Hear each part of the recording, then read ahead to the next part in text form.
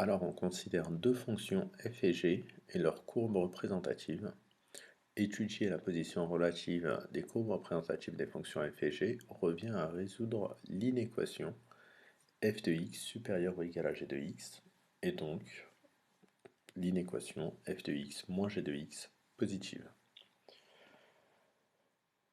Du coup, c'est ce qu'on va faire et on va dresser le tableau de signes de f de x moins g de x pour ensuite conclure au niveau des positions relatives. En effet, si f de x moins g de x est positif, ça revient à dire que f est plus grand que g et donc que la courbe CF est au-dessus de la courbe CG.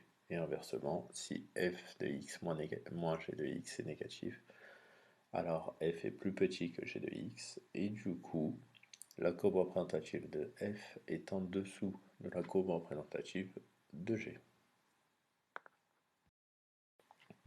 Donc là, on réécrit les fonctions f de x et g de x, enfin on remplace f de x et g de x par leurs expressions, et j'ai mis chacune des expressions entre parenthèses pour éviter les erreurs de signes, et on simplifie autant que possible.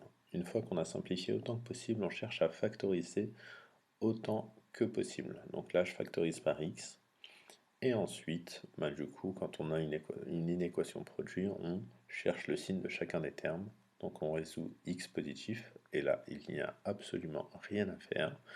Puis on résout 7x moins 5 positif, donc 7x plus grand que 5, et enfin x plus grand que 5 septièmes.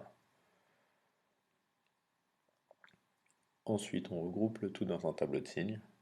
Donc première ligne x, qui va varier de moins l'infini à plus l'infini en passant par nos deux solutions qu'on a obtenues juste avant, 0 et 5 septièmes.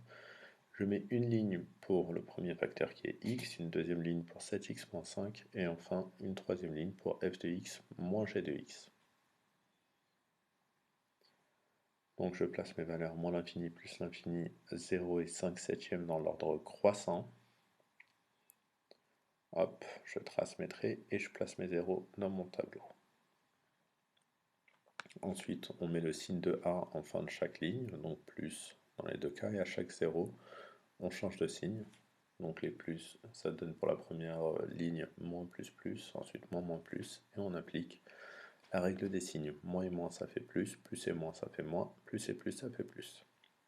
Quand c'est positif, on en déduit que CF est au-dessus de CG. Et quand c'est négatif, on en déduit que CF est en dessous de CG. On a répondu à la question.